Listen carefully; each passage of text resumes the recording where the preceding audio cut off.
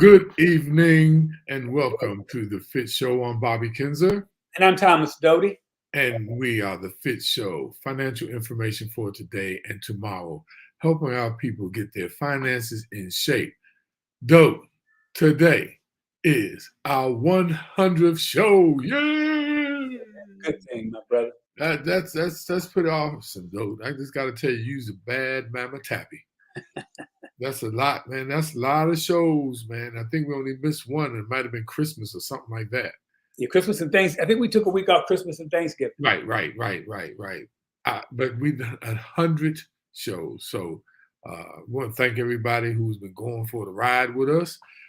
That's a lot of information, though, that we have actually provided over a period of time. And most of the topics, all the topics, we never duplicated. Now, we might have repeated some information within a particular show, but we have not duplicated a particular theme. And it just goes to show you all how much knowledge and information there is about money. So there's no excuse, by the way, to get this information. So like always. Yeah, Bob, that's the scary part because there is a lot of information that we're obviously passing on stuff that we talk about and that we know, but there's still a lot of things that people need to know and understand. You know, Even more stuff, dope. And that make some of when you first say Bob was do this show, I'm like, dope, man. Are we going to have enough information to be able to take up a show? You said, Bob, and it's not going to be no problem. And you were 100% right, man. It's like, wow. So remember, please share this link with other people, your family members, your friends on Facebook Live and YouTube. Click on the like button as many times as you can, the heart button, and place some comments in there. How you feel about what we're talking about, or if you agree or disagree, or if you have another subject you'd like for us to cover either today or in a future show. We are definitely open to that. One of the ways that we like to make this interactive, since you're not in the studio with us, you can be interactive with us with the comment box. So put those comments in there, and we definitely will address them as we go. It was a great show. Last week, though, we said, how well do you know your money? It was like a money quiz, and that was a little different take, and it was really interesting because a lot of you passed the quiz. So that's really good stuff. We got some really good viewers too, though. I mean, there's a lot of people on here when I look at the comments that are actually doing very good with their money, and that's great, you all. So keep doing good, making good, sound financial decisions is a good thing, though, because though it was the saying about sometimes people they get so much down, and then people say, why do they keep spending and keep building up debt? Right? Why do they keep spending up debt? So it was this old story where this old guy had a dog, and he used to lay on the porch and whine and cry all day. So his friend came down one day though and said, hey man, why do your dog whine and cry all the time? He said, well, he's laying on a nail. He said, he laid on the nail. Why don't he get up? He said, because it just doesn't hurt enough. So some people, they get themselves, some people get themselves and they don't make those changes until it's too late, So we're hoping that, use a lot of this information and be active with it. So dope, as we always do, let's go to the video, right? yeah, Let's go talk about our favorite topic at the top of the show. Is going to be the stock market. yeah, and it was a decent week for the market. I mean, there's a lot of news, and as usual, there's a lot of up and down. The Dow is pretty much flat, or slightly up 0.5%. Nasdaq is where you see the big increase. It's up 2.8%.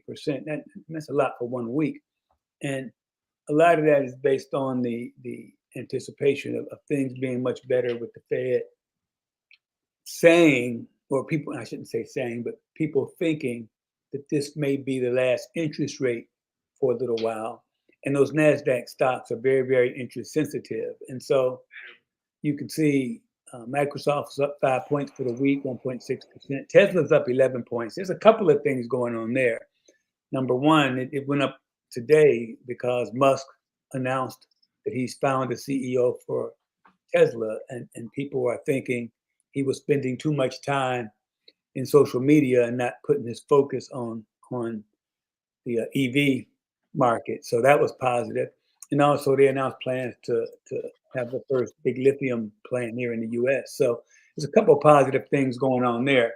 Apple's up 8 points for the week, and that's mainly because their numbers beat the forecasted estimate of what was expected. So all in all, pretty good week for the NASDAQ stock. There's still so much uncertainty in this market. Like I said, everybody thinks the Fed may not raise interest rates anymore, but there's also a lot of negative news coming out. So you just got to hang tight and let this thing play out, and hopefully it'll turn around and things will start moving in a positive direction consistently. And Pfizer's flat, which it hasn't moved much at all. So that's where we are. Not a bad week, but still a lot of uncertainty in the market. Dope. My gold is up, even though it's been really, like a little roller coaster, but it's back over $2,000 an ounce. So that's a good thing. That's for sure.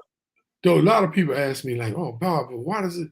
I look at the Dow and I look at the Standard and Poor's, and it doesn't seem to reflect what's going on in my stocks. I said because a lot of people, the Nasdaq has a lot of the tech stocks.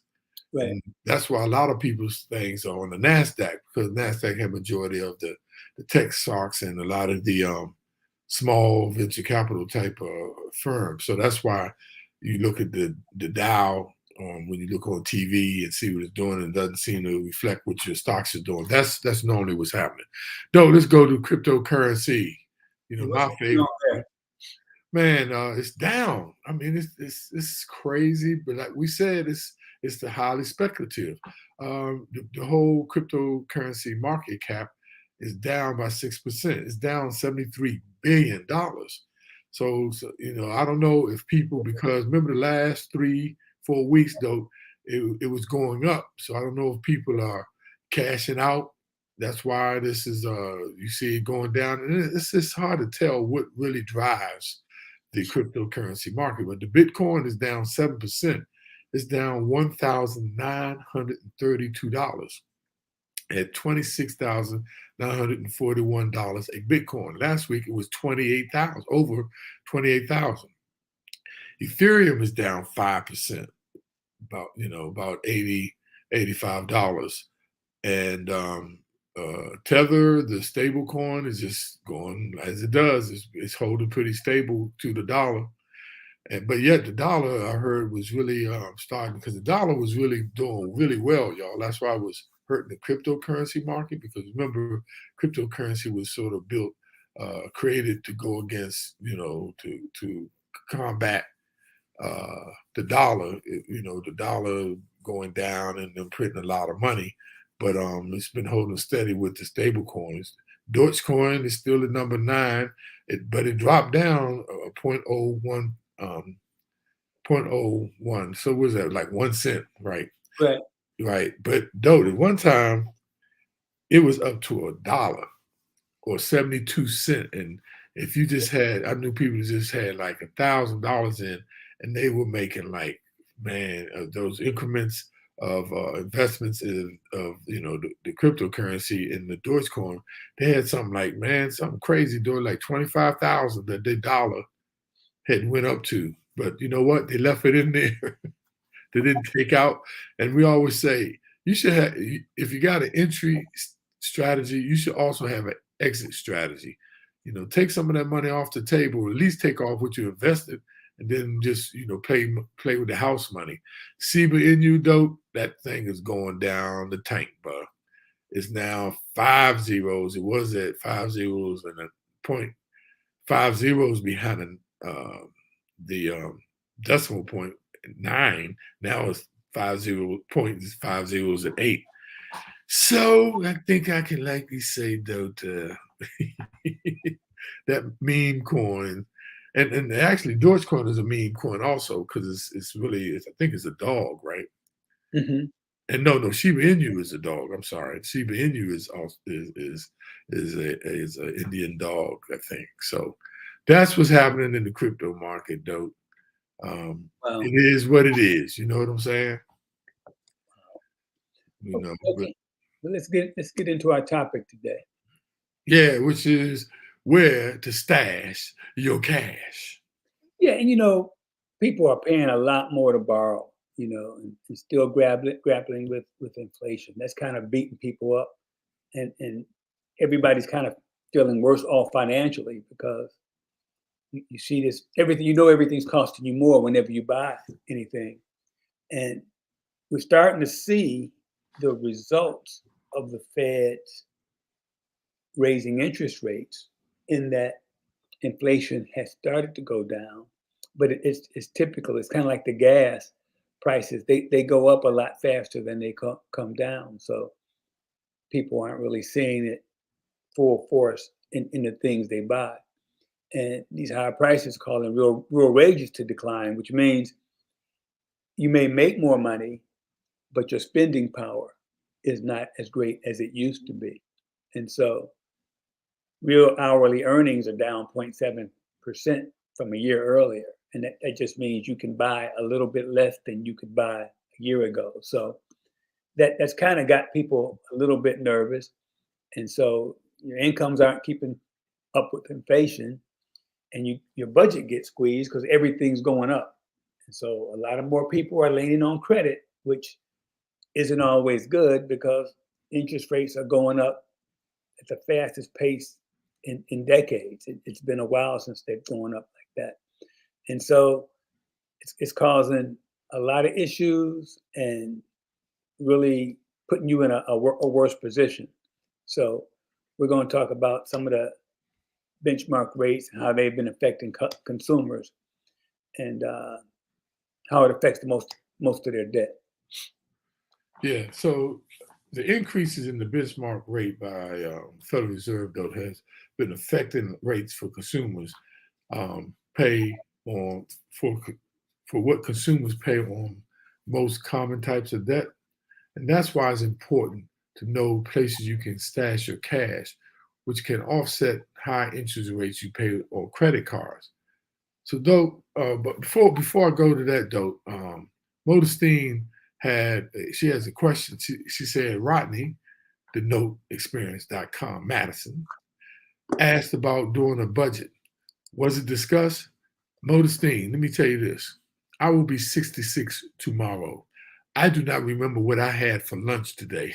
So, Rodney, can you put in the comment box what you asked us about budgeting? Because I don't. Do you remember though what Rodney asked about budgeting? I remember making a statement about it. I'm older than you, so I remember even less than you do, my Yeah, brother. very good point. Touche. On you, though. Let's kick it off. Who are you again? So the first benchmark rate we're going to talk about is credit cards, and that average rate is up over 20% now, which is huge because a lot of credit cards come with variable rates, and that has a direct correlation to the Fed's benchmark rates. And so, banks are notorious for gouging, and so they're looking for any opportunity to raise interest rates.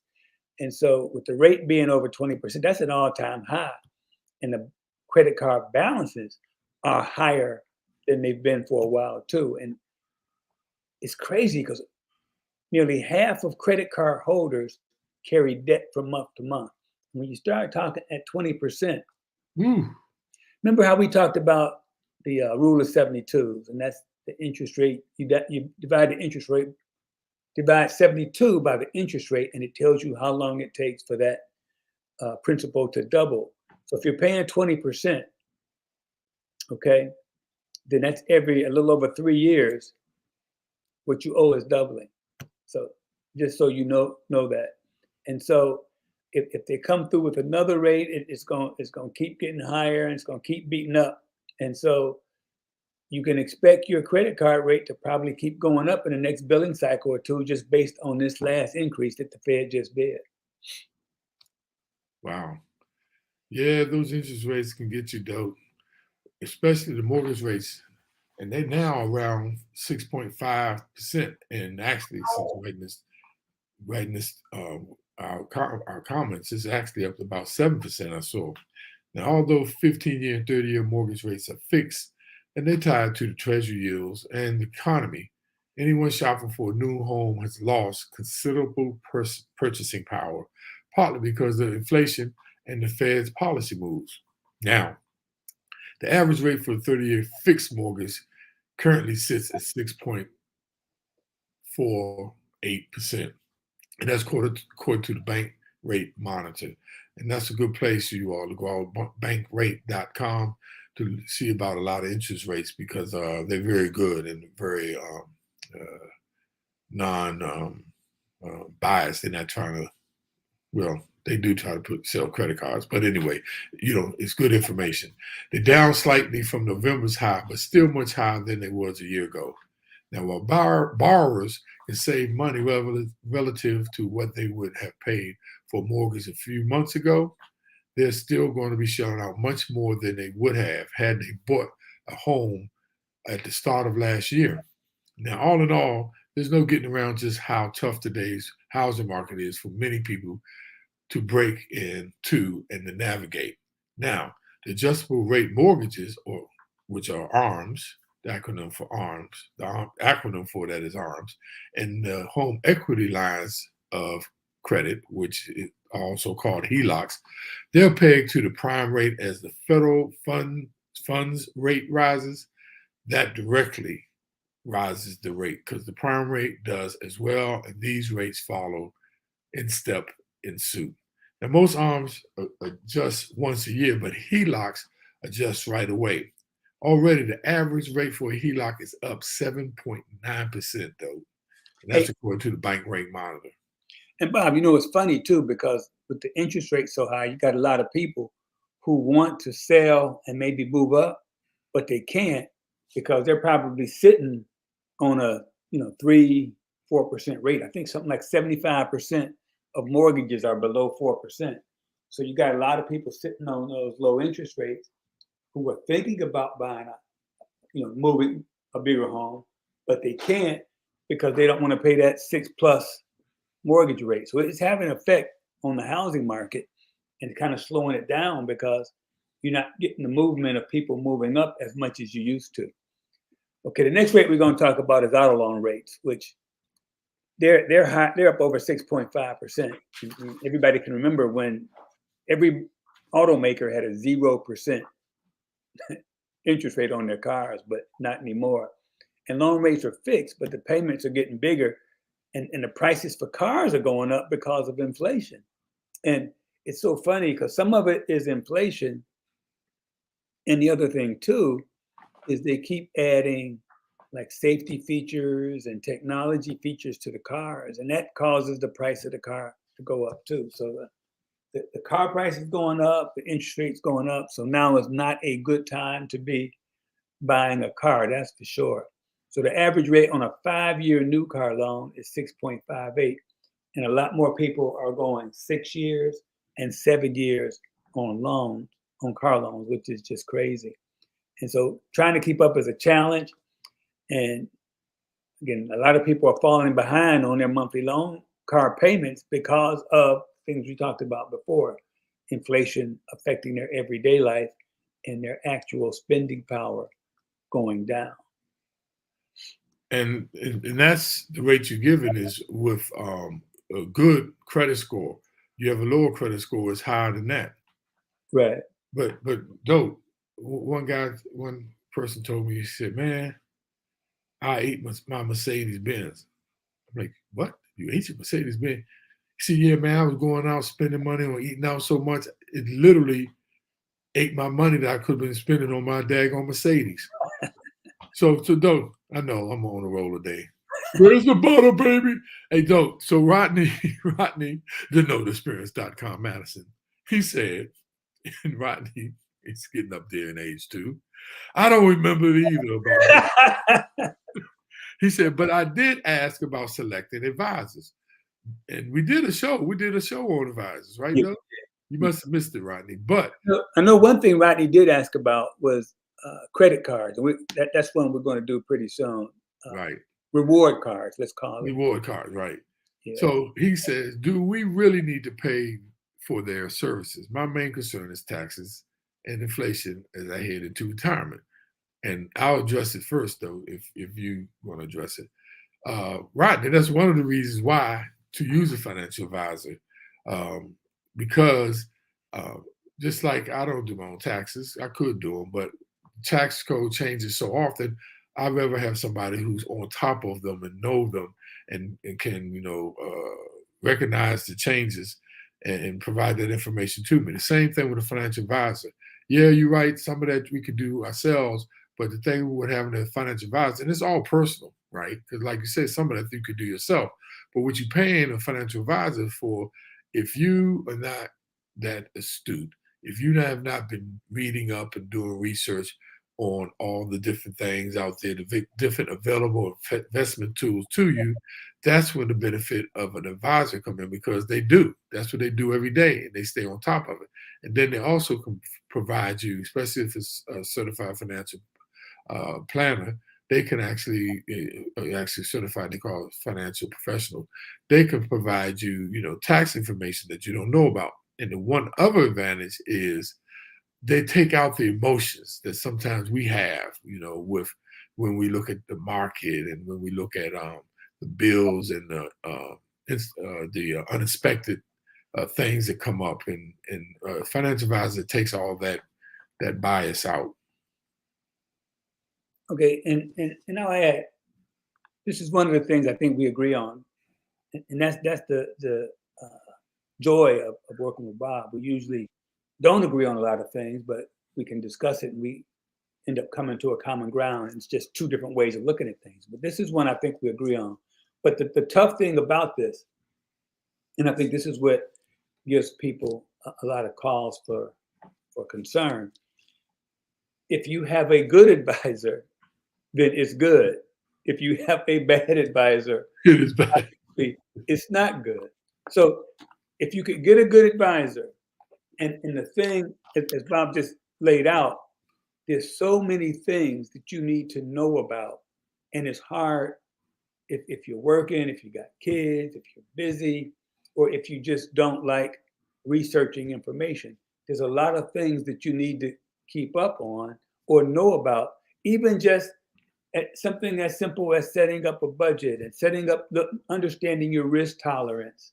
Those are kind of things you might need someone else to bounce ideas off of.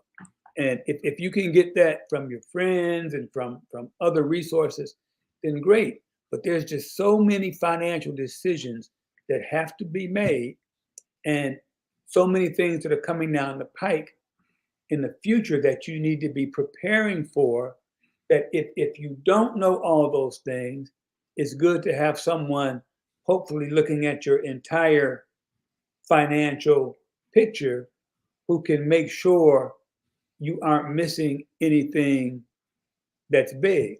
And I use myself as an example. I'm fairly astute. I kind of got a good idea of what I'm doing, but there are still things that I should have known that I didn't know, because it was the first time I've been through it. I think I've told you before.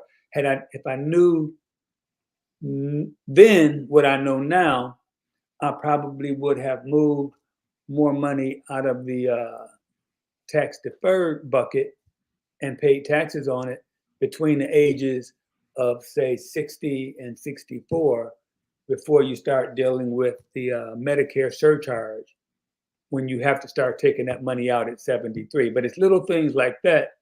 And there's tax advantages that they can help you lay out. They can help you prepare for future expenses. They can help you prepare for retirement. But it only works if it's a good advisor. And that's hard to find. But you have to find somewhere or someone to get financial information from, because there's a wide spectrum of things you should know. And if you're anything like myself, we weren't raised with these this information, with these principles, with this stuff that you need to know to be successful.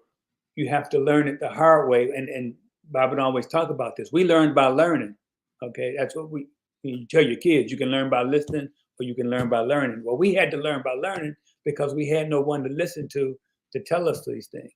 And so, if you're going to find out all the information for yourself and stay on top of it, of course you can do it yourself. But it's good to have somebody looking at your entire financial picture.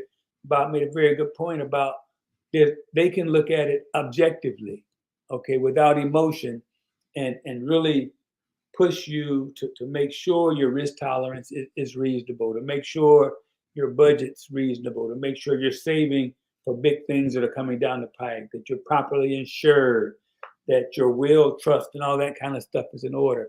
There's a lot of different buckets. There's a lot of things to manage. And if you can do it on your own, fantastic. But it would be helpful if you can find someone who's competent to help you out doing it.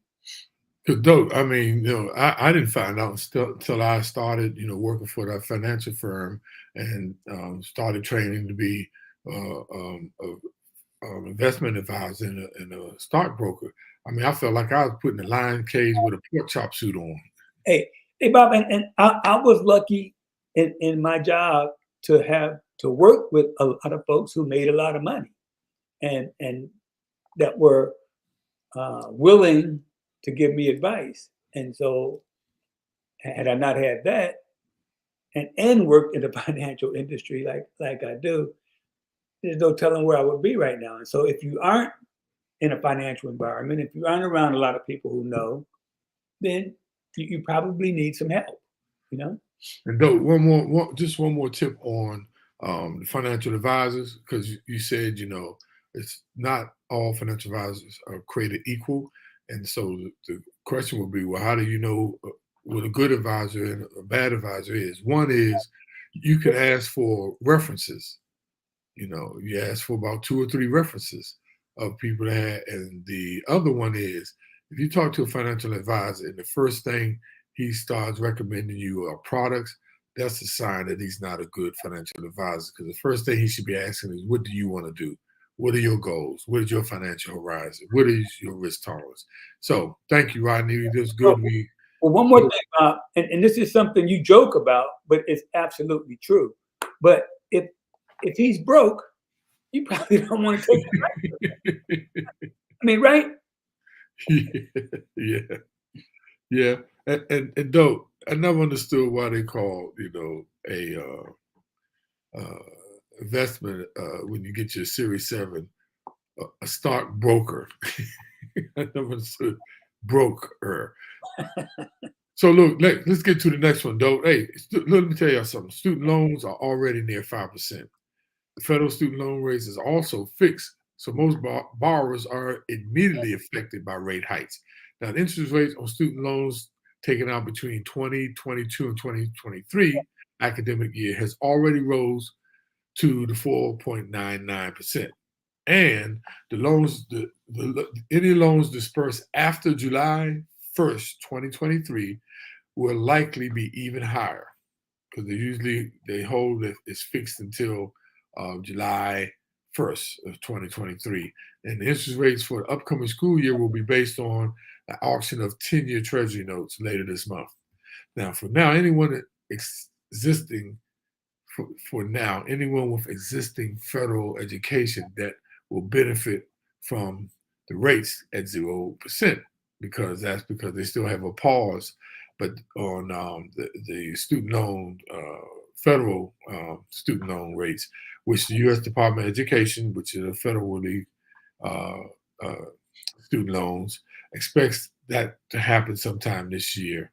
And they still struggling with the court case with buying the student loan debt relief, but they did at least pause, the rates right now, the interest payments. Now, private student loans are different. Now, they tend to have a variable rate, and it's tied to either the LIBOR rate or the prime or treasury bill. And that means that as the Fed rates rises, those borrowers will also pay more interest, especially in private loans. How much more, however, will vary with the benchmark. Okay, let's get to the meat of it. Now, so deposit rates at some banks up to 4.5%. And the Fed has no direct influence on deposit rates, but it tends to correlate pretty much with the federal funds rate. And the savings account rate, which is what the large retail banks offer, and it was at zero most of the pandemic. Now it's up to a whopping 0.39%. So as I always say, banks just rob you. And so if you look at some of the internet banks who don't have any overhead, they got no brick and mortar. Some of their online savings accounts, they're as high as 4.5. Some I've seen close to 5% according to bank rates. So that's probably where you want to look. But if this is the Fed's last increase, and those interest rates will probably the increases will start slowing. So it's still not too late to try to take advantage of these higher rates and switch into a high yield savings account. And there's no advantage of staying where you are. Now, we talk about inflation, we've been talking 10, 11, 12%, and we're talking saving rates of up to 4.5, almost 5%. So it's not like you're keeping even, but you still have to offset as much as you can. So you want to put your money someplace where you can make as much as you can. So there's a lot of places, okay, that you can stash your cash. So this next segment, we're going to talk about some of the places you can stash your cash. And we want to talk about the pros and cons and give you the bottom line with it. So the first one I like to talk about is, which most everybody have, is the checking account. And that can be 0 to 2% yield. Okay, a basic account at a bank or credit union checking account. Now the pros, we know cash is instantly available at a debit, with a debit card or ATM, and it's insured up to $250,000 per category of accounts, which is insured by either the FDIC or the National Credit Union Association. Now the cons are the interest is low. Sometimes, the fees can be high. The monthly maintenance fees for interest-bearing checking accounts. The fees can be like right now they're averaging on accounts of $16.19. Overdraft fees are averaging around $29.80, and insufficient funds for that having insufficient funds, it's averaging $26.58. Now the bottom line is it's ideal for everyday spending and bill payment, but not for stashing significant amounts of money. Now I just want to give you a little FYI.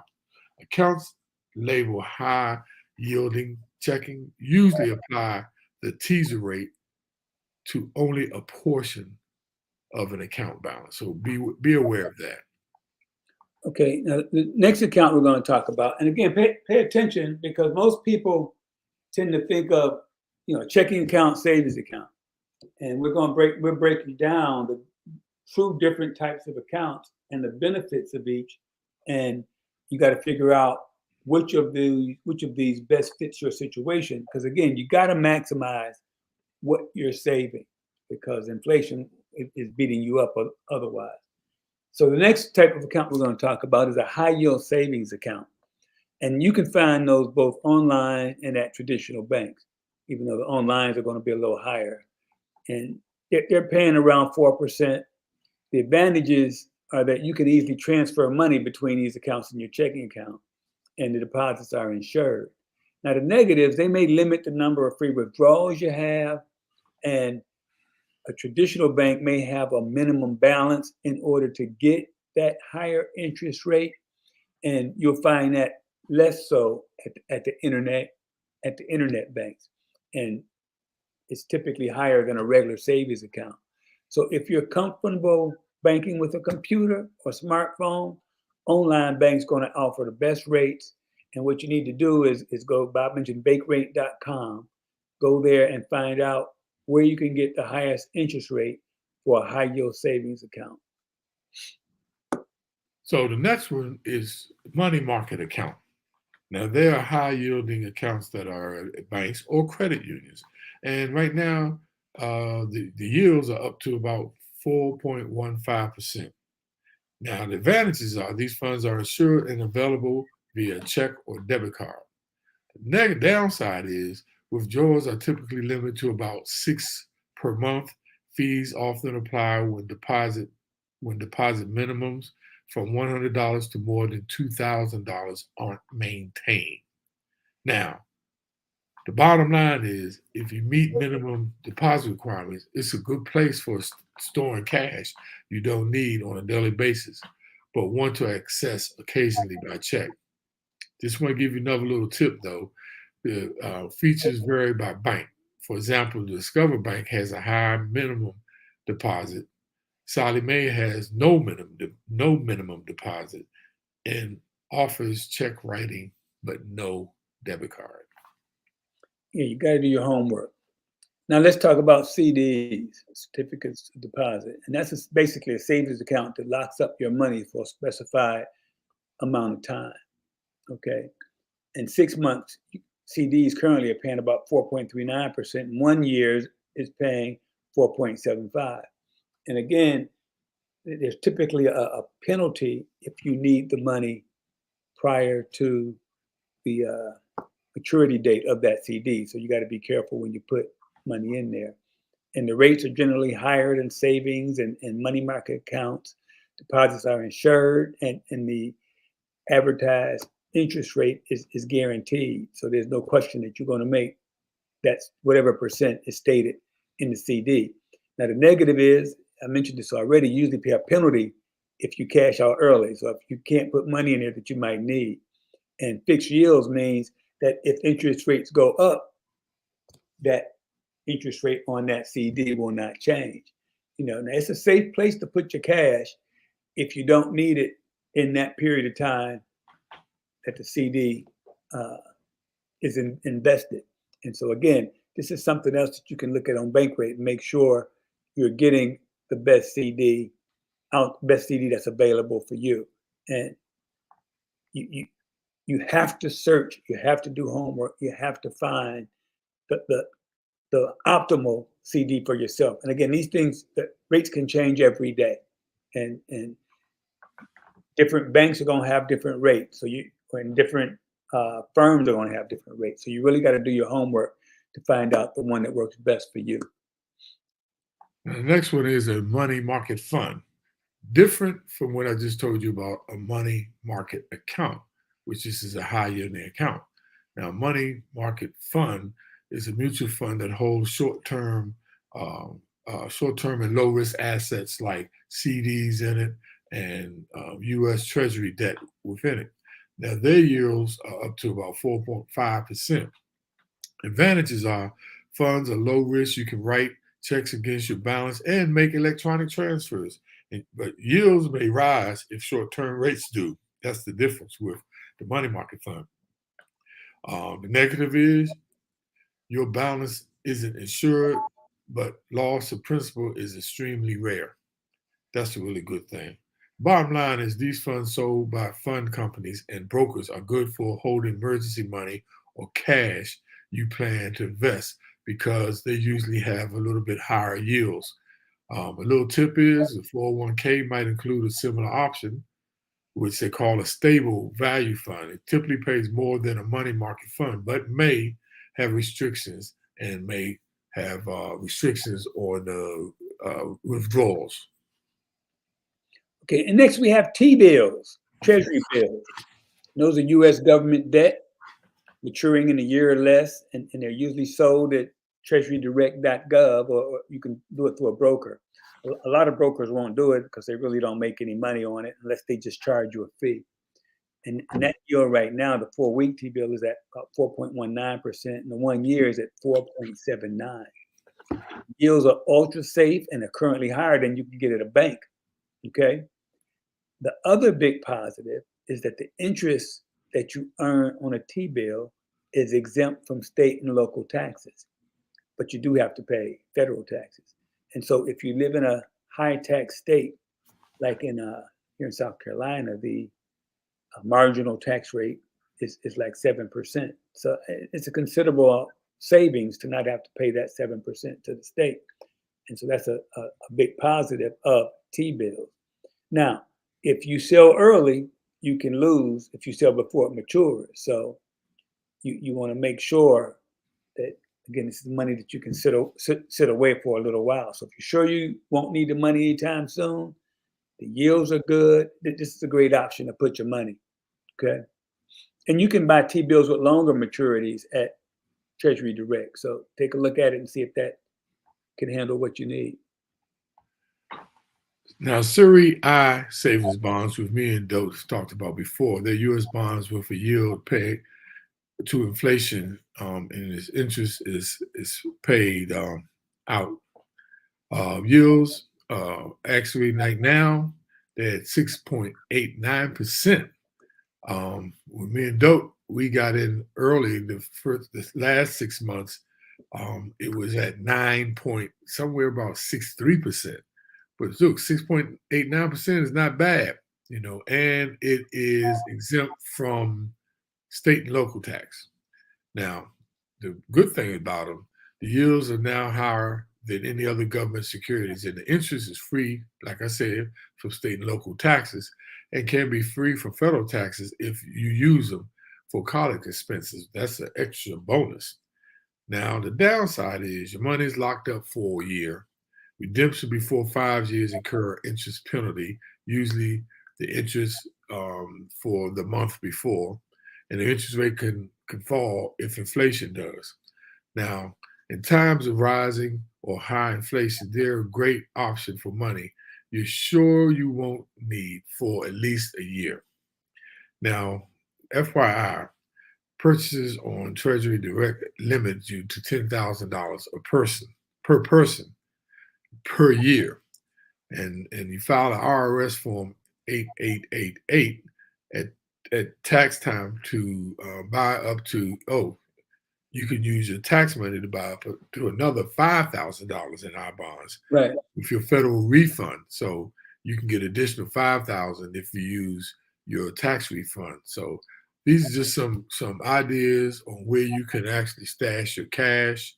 We hope some of these things that we share with you, we hope you had a pencil and pen and wrote some of this down, because there's a lot, and you see a lot of advertisement out there, but this was just, we wanted to make sure you knew some other places to stash your cash, especially with these high interest rates on credit cards going up, and it's kind of giving you another way that you can sort of combat against those high interest rates that the credit cards are paying out there. And with the market being so volatile, these are a little bit more safer places to park your money.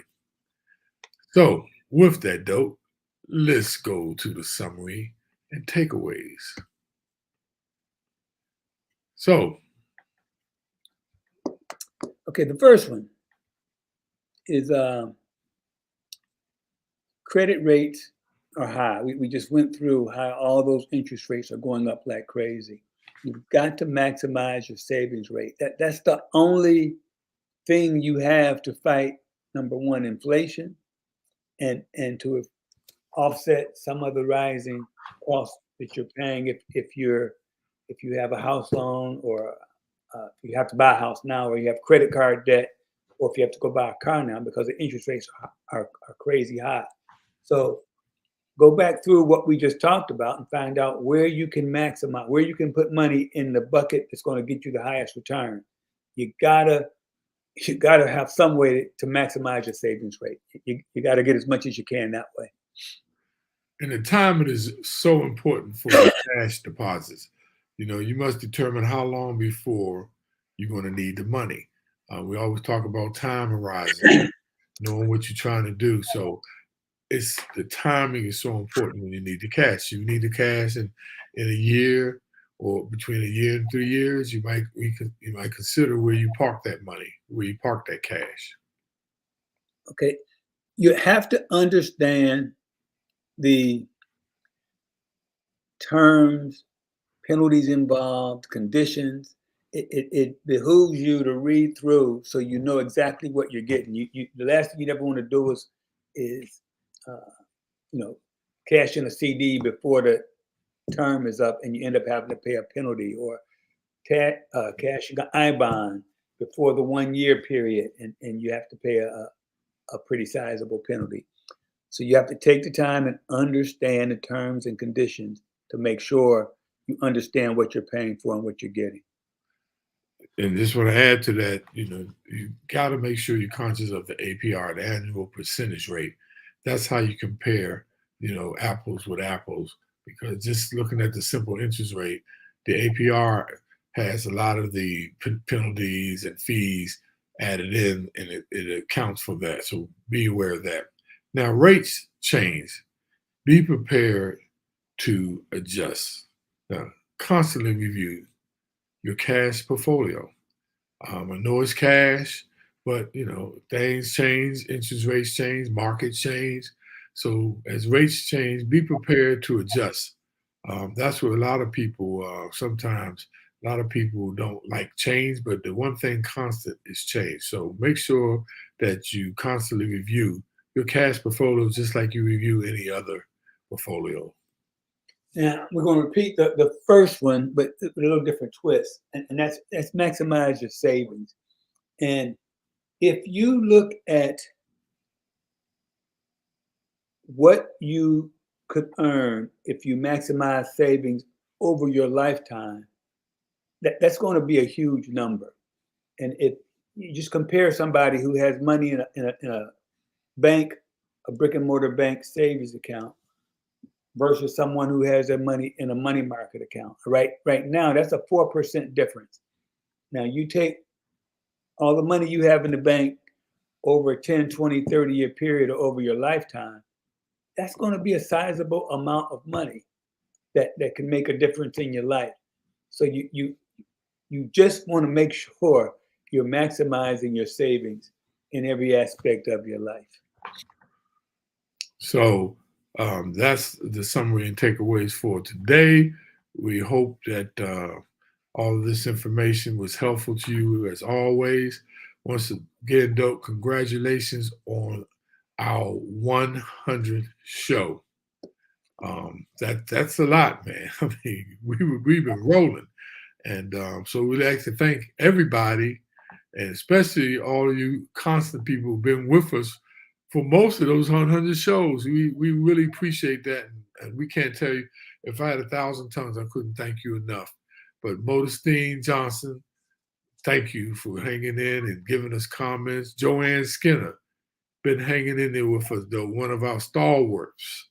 Rodney, the noteexperience.com, Madison, have been hanging in there with us. Hey, now, what's happening now? And look, of course, now I've been hanging in there too. Thank you, now, Dodie. And just want to thank Angela. Come on, we can't forget Angela Grubbs. Angela's been hanging in there with us too, Dope. So thank you so much. And my main man, my little brother, Carl Chapman. So thanks for tuning in, everybody. Once again, we'll be, yes. Before we close, I just want to be the first to wish you a marvelous happy birthday tomorrow. My man. I hope you enjoy it. I really enjoy doing this with you. We are alike in a lot of ways and different in a lot of ways, but you always put the sauce on it, and that's what I appreciate about you, man. Well, thank you for that, Dope. I'll be the double sixes. And don't try to add another six. We know what that is. That's the devil. So thank you all. Modestine said Garnett is partying tonight. Why is Garnett partying tonight? Oh yeah, she's not on here. That's why you said that, Mo. Yeah, Garnett usually is on here. Good point, Modestine. And none of my sisters are on this week. What's up with that? Well, thank you for all your birthday wishes. I see y'all coming in. Thank you very much. And look, y'all have a great rest of the week. And remember, don't let your money control you. You control your money. Take care, and we see you next